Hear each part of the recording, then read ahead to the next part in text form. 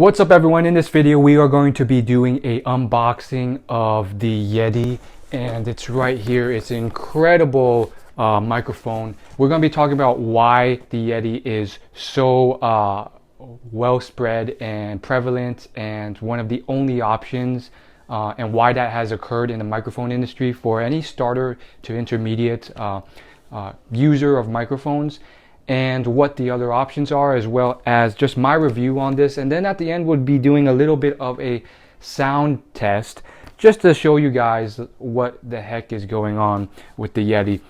So let's get started. First and foremost, why has the Yeti become such a prevalent product? If you're not aware, especially in the podcast community, the Yeti is a microphone that is one of the only microphones recommended by pretty much most podcasters if you want to start out or you get intermediate. Even some of the most advanced podcasters, those who get millions upon millions of downloads, they use either the ATR 2100 or this one, the Yeti Snowball. And I think the big reason for that is that it's the most versatile, affordable, high quality microphone. I mean, it's not that complicated.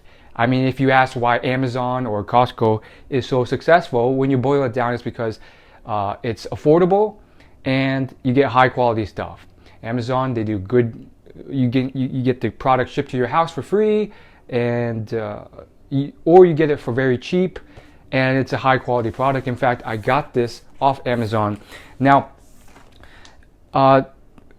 I got this Yeti because I've really been interested in making YouTube videos, as well as getting into the podcast space. I've dabbled with it here and there, but I haven't really gone full force with starting a podcast. I started one in the past just to test it out. I ran like 6 episodes using the free trial of Libsyn, and one of the reasons is because podcasts are getting bigger and bigger. They have been for years. And to the general public, maybe not so, but there's definitely niche groups that love listening to podcasts, and people do listen to them. Many podcasts, for some of the most obscure topics like pet walking, they get thousands upon thousands, tens of thousands, if not millions of downloads.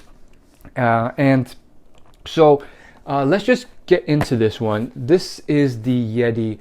And first off, most Amazon products, when you buy them, they usually end up being sometimes worse than what their pictures show. In terms of the Yeti, it's exceeded expectations, because the pictures on Amazon are just, it's just this. It's just like, not even with this logo, it's just like a picture of the microphone. But check out this box, man. You have literally all these different cartoon characters of a Yeti. You have like a fun little definition of the Yeti here.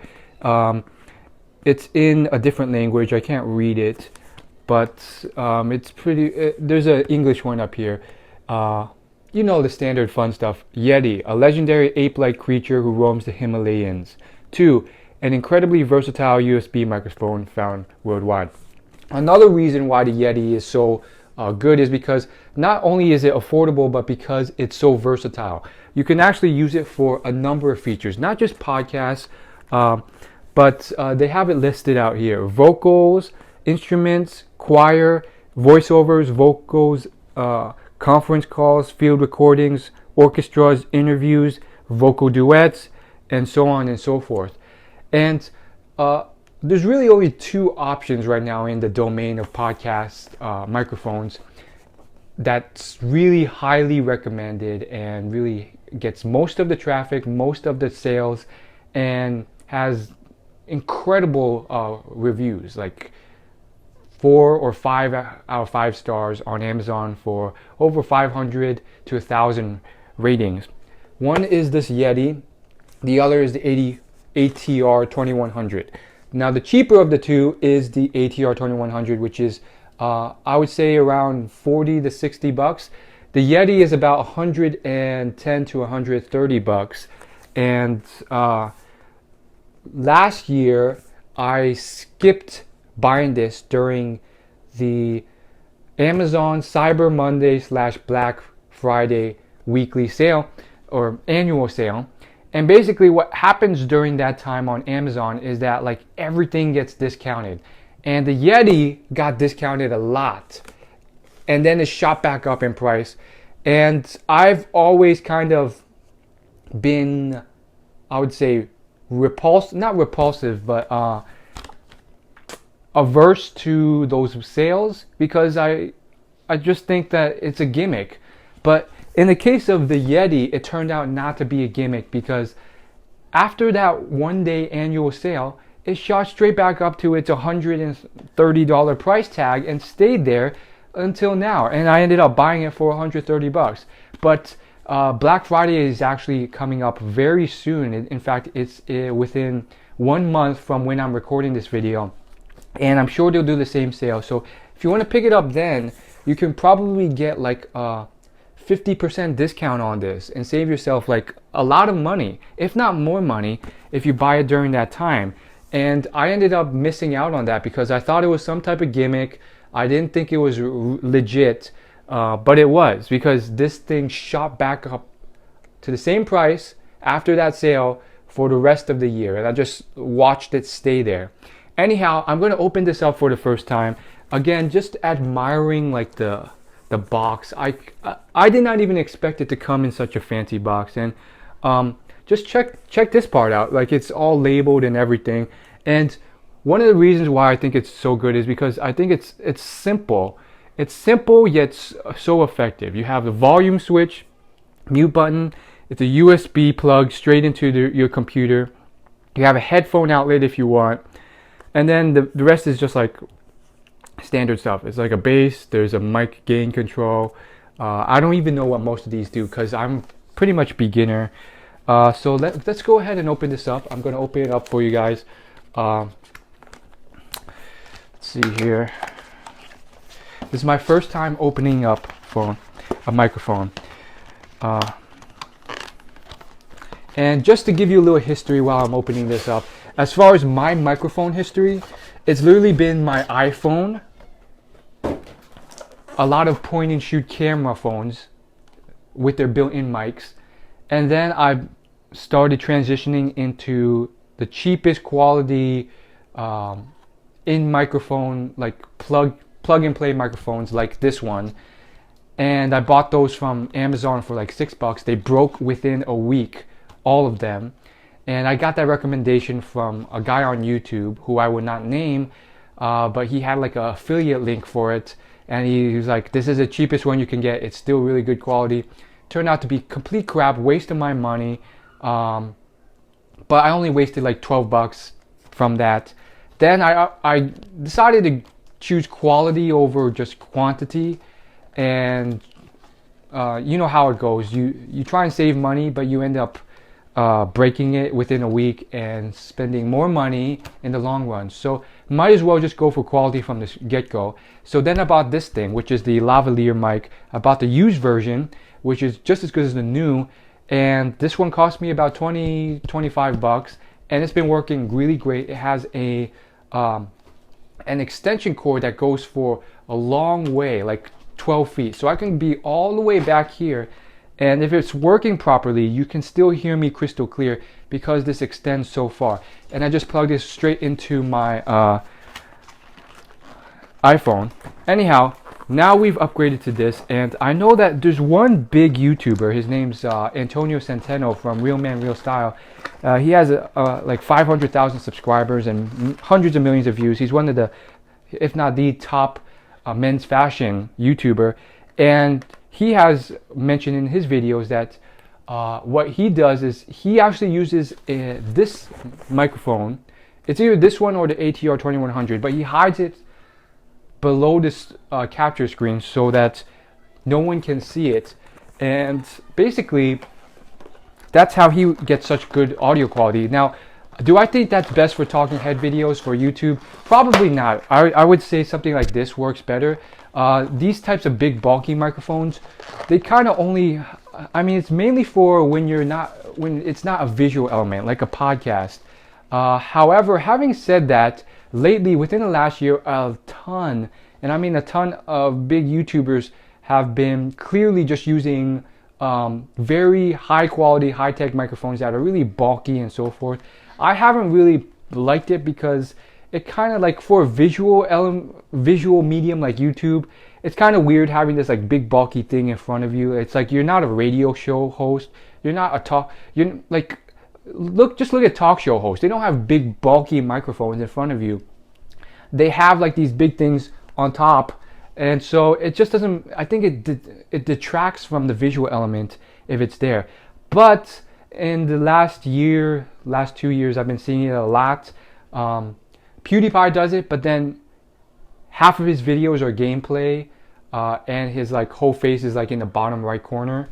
And then you have Jacksepticeye and a lot of other gamers doing it, and then a lot of like YouTube drama channels, they do it, but they're kind of like news reporters, so I guess it kind of makes sense. I'm gonna need scissors to open this. So it is useful. Anyhow, enough talk. Let's just open this thing. And whoa! So we have styrofoam, and it opens up with the USB cord. I would say this is about, just a rough estimate, 3 feet, which is pretty good. Maybe a yard, 1 meter of USB cord for your microphone. Then we have here a pretty cool and well designed manual kit. You know what I love about this is that you always get those like thick manuals that no one ever reads. Yet this one's well designed and it looks good, and like it just goes into detail about like what you have to do without going overboard. I think another issue with these like manuals is that they're always so plain, and yet this one's well designed. And you know that it costs more money for a company to put in this extra effort to design the box and the manual. Okay, so I pulled off this, and there it is. That's how it looks. So yeah, it just costs a lot of money for them to design it. The actual white box inside the box is just a normal box, by the way. And I think they do it because they hope that they'll make more money in the long run by just taking some extra time and money to make it look pretty, which sometimes it works, sometimes it doesn't. There's like a balance, I believe. But here it is. It's just one big piece of metal and then like a bit of styrofoam in the back. I don't want to accidentally break it, so I'm gonna pull it off outside of the screen on my leg so it doesn't break or anything like that. It's held on pretty tightly to this styrofoam piece. Oh, I hate that sound of styrofoam. I really wish someone would invent something better than styrofoam because it makes weird sounds. Anyhow, it's done. Here it is. This is how it looks like. At scale with my head, it's a bit bigger than my head. I'm going to pull it back just to give you a bit of a at scale level of how big it is. I would put it at, it's about a foot long. Okay, so that's another problem. I just moved it slightly and it fell and it hit right here. And it didn't make a dent, but that's something you should watch out for. You have to kind of tighten it, and I guess they don't do that because they want it to fit into the box. So this Yeti actually comes in 2 colors, and only 2 colors. Why only 2 colors? Why not pink? Why not blue? It only comes in silver and black. I think one of the reasons is because of Barry Schwartz's video. He did a TED Talk on something called the paradox of choice, where if you just have too many color options, it paralyzes people and consumers end up buying less because there's too many choices. But there have been more recent studies coming out that pretty much show you that that's not exactly true, especially with brands that you already trust and you rely upon. More choices actually become more favorable. But that's getting into the nitty gritty. There is some truth to the paradox of choice for specific brands and companies. However, let's just go back to reviewing this. It's very simple. You have two gauges here, 1, 2, and then on the front you have two gauges, 1, 2. This is a gauge actually. It's simply a button that says mute, and if you push it, it doesn't press into the screen or lock or anything, but you hear a click, and then it resumes to where it was before. The volume gauge, very simple. It starts here, and then if you turn it this way to your right, it gets louder. I don't know what that is for. Is it your volume, your microphone input volume, or the volume of your headphones? Now, if I turn it this way, you could look at the bottom, and I just love its simplicity. You have one plug for the USB to go into your computer, one plug for your headphones, so that I'm guessing, you don't have to plug your headphones straight into the computer if you're doing an interview or something like that. The gauges on the left and right, from what I can tell, what they do is they simply tighten or loosen this thing right here, so that like you can move it, or you can just keep it still so that it doesn't like fall. So just be careful when you're opening it, because if you do it wrong, it'll fall and hit here, which might make a dent here. Now, the final two gauges, again, I just love the simplicity of this. I'm thinking maybe it might be too complicated. You have something here called gain, and then another switch here called pattern. And then the pattern simply has 4 little shapes. And I guess, again, I'm not a podcast expert by any means, but I'm guessing they correlate with these 4 shapes here. And basically you have stereo, cardioid, omnidirectional, and bidirectional. Of course, you can look those up online yourself if you want more info on what they do. I don't know myself, but fortunately they have like the different purposes of each, complete with a Yeti illustration to show you. So for let's say you want to do podcasts, there seems to be really only one option, cardioid. And then I guess for something like vocal duets, you have the option of stereo or bidirectional. And I'm guessing it has something to do with what type of sound you're trying to record. I'm guessing like for music, they want like it's a certain way of recording, picks up the vocal fluctuations better.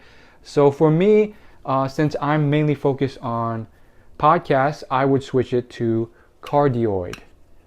So that's it for this microphone. It's just very simple and quite interesting. Now, of course, the biggest thing that is missing is the pop filter, which you see a lot of big podcasters or YouTubers use. Having said that, I think microphones as well as video cameras, as well as a lot of other tech for entertainment or news, a lot of people overemphasize this and underemphasize the actual content that's being put out. And I know a ton of big podcasters like Tim Ferriss who use just a simple microphone. And the reason I think something like this is probably the best option is because most equipment like this, whether it's a video camera or microphone, has a sort of inflection point like this. It's like an exponential curve. So what that means is that the first $100 to $200 you invest in upgrading your material from a very bootstrapped, free or freemium type of equipment like your iPhone, that makes the 80 to 90% of the difference. And then you get diminishing returns for the extra money you invest as you upgrade further and further. So you get smaller and smaller increments of higher quality. And for most people, they cannot tell the difference between maybe a $200 microphone and a $10,000 microphone, and so on and so forth. They definitely can't tell a $10,000 microphone from a $100,000 microphone. So a lot of people, they get too focused on the minutia when this does the big majority of the work. And I believe that you could probably do really well with this and build a incredibly large following, a 1 million person plus following with just this. And your audio quality will be just pristine enough for people to understand it. As far as the pop filter, if you really want to, you can go ahead and buy one. But what most people do, whether it's on YouTube or elsewhere, is they buy all this incredible equipment only to sell it again on eBay or Craigslist within a month, because it's pretty much a graveyard of broken dreams, because they think that it's all about the equipment, and it's not. So thanks so much for watching, and without further ado, we will be doing a audio test. So we're just going to be testing 3 things. One will be my iPhone microphone, built-in microphone. I have the 5S. Then we're going to switch to this one right here, which is the LV1 lavalier microphone that cost me about 25 bucks, and is mainly used for talking head videos like this, where you see me, but I don't want a big bulky microphone here, and that's what I'm wearing right here. And then of course we will compare that finally to me talking through this Yeti microphone, just to give you a bit of a audio comparison test. Thanks so much for watching, and I just want to conclude with this test. Alright guys, so right now I have taken off the built-in microphone, the LV1, and you are now just hearing my voice straight from the iPhone in front of me, its built-in microphone. Now I will be plugging in the lavalier, and we'll be seeing how it compares. Alright guys, now I have plugged in the LV1 lavalier microphone, and hopefully you hear some type of difference within my quality of voice. I'm going to step back a bit, and you will just hear the difference in quality from this. Now finally we will be doing this with the Yeti, and if you guys are curious, this video was filmed with this built-in, or not built-in, this LV1 lavalier microphone. Now as far as the Yeti, what I'm going to be doing is I will be recording this video, and then I will be stitching in the audio with it later on, so that it all syncs together, but the audio is through the Yeti. Now of course, if you want to do a microphone slash visual video, it's going to be a bit more work, just to give you a heads up, because you're going to have to stitch in the audio later. So just keeping you a heads up on that, because most cameras don't have a USB that they could plug into, and because this is mainly used for podcasts. So without further ado, let me put that in. Alright, now I am using the Yeti microphone, and what's pretty cool about this is that it kind of automatically does everything for me.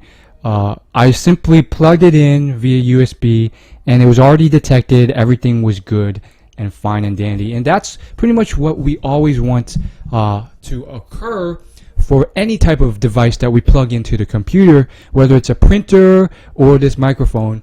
And unfortunately, for whatever reason, software, driver issues, whatever else, we end up having to go through tons of hoops and hurdles just to get it detected and get it working right. And I think it's such a simple issue, yet makes the world of difference for people who use items like this. So I think it's just incredibly useful and incredibly helpful for the Yeti to work so well. Now again, this is just one field test, and I used the open broadcast software to pretty much record this, and it seemed to work really well. Now one issue I'm seeing is that I have no idea if I'm speaking too close to the microphone or too far, or if the sound that you're picking up is just way too loud or way too soft, because I don't have my headphones on. I don't even know if putting my headphones on will help that much, because I have no gauge on whether my voice is too loud or too soft. So what I'm going to do now is I'm going to go ahead and get my headphones real quick, pop them in to see if they make a difference, and of course if it does, I'll let you know from there what are my thoughts on this whole thing. So give me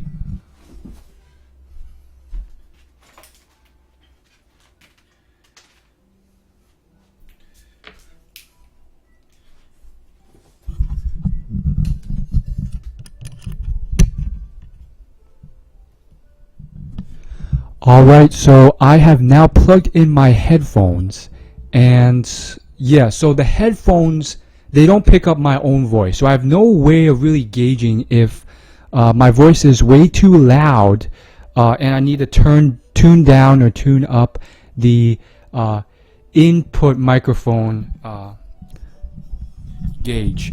And what that basically means is that, like, I could be speaking into this at a soft tone, but for whatever reason the microphone picks it up too strongly and it just blasts out at you, and you can barely stomach it because it's just so loud.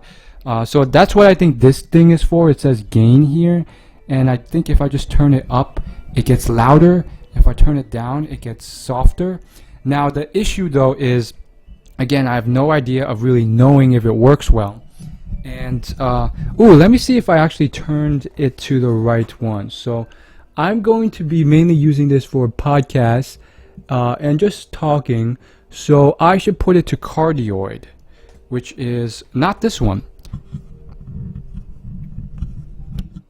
Okay, so now it is set to the right one that it should be set to, which is cardioid, which is good for podcasts, voiceovers, vocals, or instruments, which is exactly what I'm doing right now. Notice if you see a difference in the quality. Now this is the one I should have set it to initially. Now again, the headphone, even though it's plugged in, I'm not picking up anything right now, so I'm guessing it's just built in a way where you only pick up sound from maybe your computer, or if you have Skype on and you're interviewing someone else. So I'm not hearing anything from this, which arguably makes sense because you don't want a feedback loop of like hearing yourself talk and then hearing yourself talk again, and it's just like giving you a headache.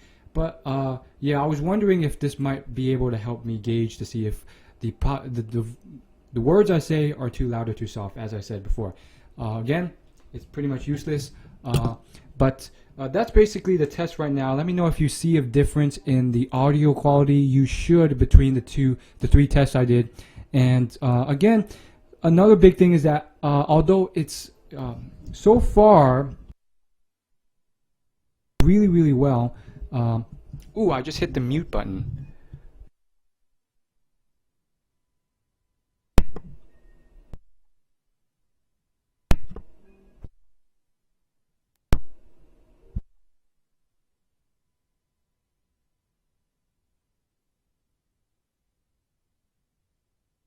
Again, to try and turn it off.